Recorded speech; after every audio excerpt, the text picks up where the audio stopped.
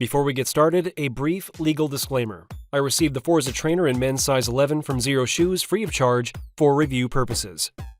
I've purchased, worn, and yes, worn through several pairs of Xeros over the years, including the plush Pacifica, the cozy Denver, and my go-to summer favorite, the Genesis. Enter the Forza trainer, one of the newest additions to the Xero lineup. I've worn these for the past few weeks, and I'm here to share with you my honest thoughts about them, as well as what activities I feel they're best suited for. I've graded them based on a few key criteria: design and looks, performance, and overall value.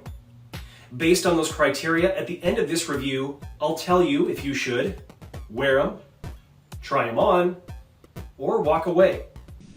First up, design and looks. My first impressions when I unboxed the Forza trainer, well, as someone who's used to wearing the multicolored Prios as my daily driver, the solid black was a bit shocking. But I'm not super picky when it comes to shoe color, so I actually like the non-flashy simplicity here.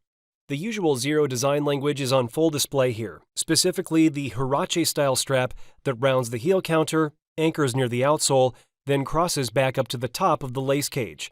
But there's a couple important differences to point out here. The Velcro strap on the Forza trainer is substantially wider than it is on something like the Prio, which is the closest thing I have in my collection to compare it with, so I apologize in advance because I will bring it up again.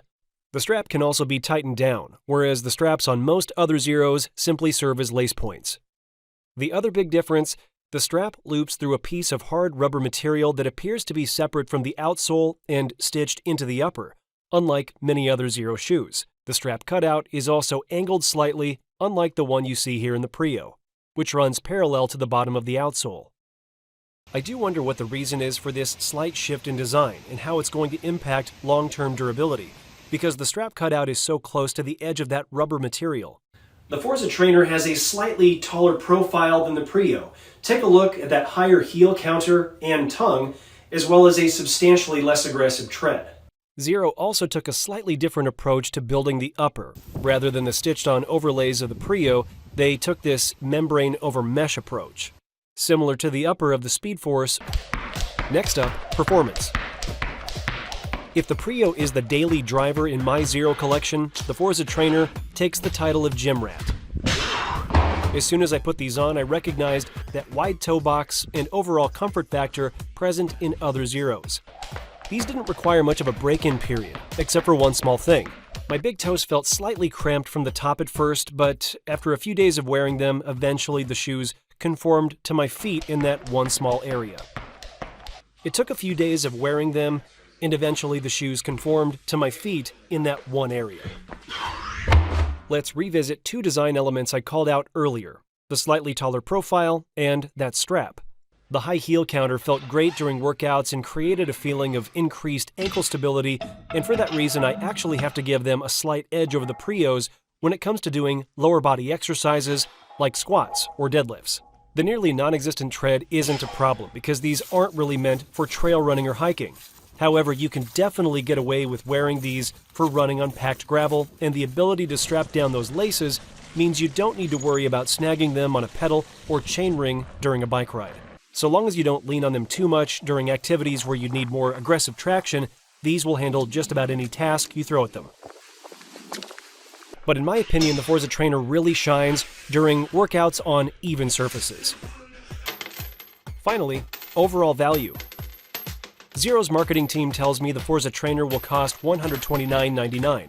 That puts them in about the same range as trainers made by other premium brands. It's worth pointing out that you can buy trainer-style shoes for quite a bit less than that, but in my experience, you get what you pay for. In other words, if you pay cheap, you're probably going to get cheap materials that don't stand up to a lot of wear and tear. So assuming these are in line with the build quality of other Xeros in my collection, these are a good value. Overall, the time I spent putting the Forza trainer through its paces was really enjoyable, and it's taken the lead for the best workout shoe in my collection. The design seems solid enough, though it will be interesting to see how these hold up long term. I was skeptical about the Velcro strap at first, but it serves a dual purpose by adding some ankle stability and keeping the laces under control. It'll also be interesting to see what other colors Xero offers in its full release. Performance-wise, the Forza trainer stands shoulder to shoulder with other Xeros and Barefoot-style shoes in my collection. It has a nice wide toe box, and even though it felt like my big toes were a little cramped initially from the top, they eventually conformed to my feet. These really excelled during lower body workouts where that extra ankle stability is more than welcome.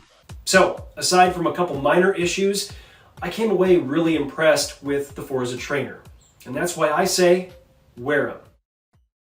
If you lead an active lifestyle in the gym, on a bike, or just enjoy pounding the pavement from time to time, the Forza trainer has got you covered.